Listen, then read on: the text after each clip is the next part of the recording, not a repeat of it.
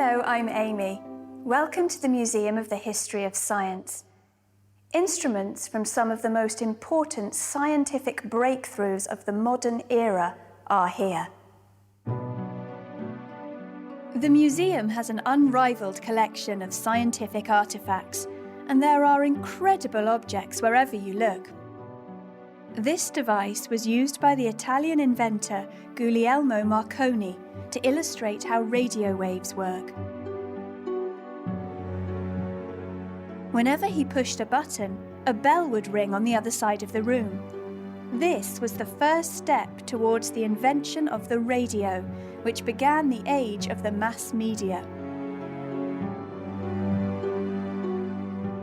Biologists in the 1930s and 40s used this apparatus to develop and test the revolutionary drug penicillin.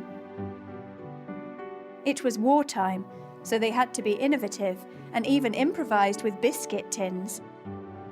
But despite the lack of proper equipment, this research led to the large-scale production of the world's first antibiotic. Since then, the drug has saved millions of lives. But neither this penicillin apparatus nor Marconi's radio wave device is the most popular item on display in the museum. The museum's most celebrated artifact is this small blackboard. It might not look like much, but it was used by the genius physicist Albert Einstein. He visited Oxford in 1931 and explained his theories on the age and size of the universe using this very blackboard. You can still read his equations today, if you can understand them. The Museum of the History of Science is home to one of the largest collections of scientific instruments in the world. It opened as a science museum in 1925, thanks to the donation of a huge collection of scientific instruments from this man, Louis Evans.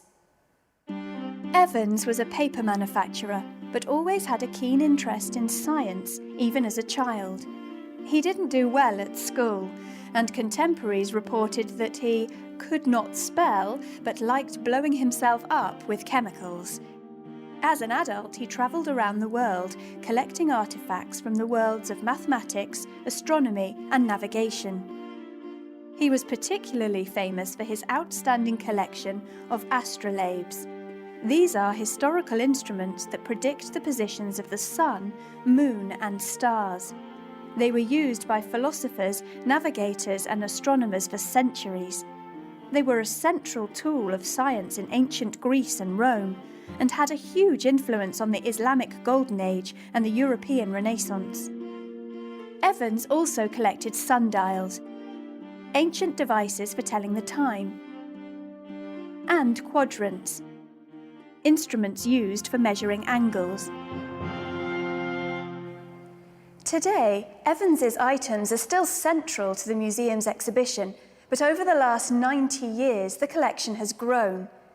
These two beautiful 18th century globes, for example, one showing a map of the world, the other showing a map of the stars, used to sit in the library of Oxford University's All Souls College. This ornate silver microscope belonged to King George III. This old astrolabe was Queen Elizabeth I's. And the famous British engineer Isambard Kingdom Brunel owned this sextant, an instrument used to measure the angles between 2 points. There's an old clockwork universe showing the orbits of the solar system, and a variety of timepieces from ancient civilizations. Some people think that science is all about facts and figures, but the items on display here, whether it's a beautifully crafted 16th century astrolabe or a wartime biscuit tin, really bring science to life. It's a wonderful combination of science and history, and thanks to the passion of people like Louis Evans, visitors can enjoy these fascinating objects for generations to come.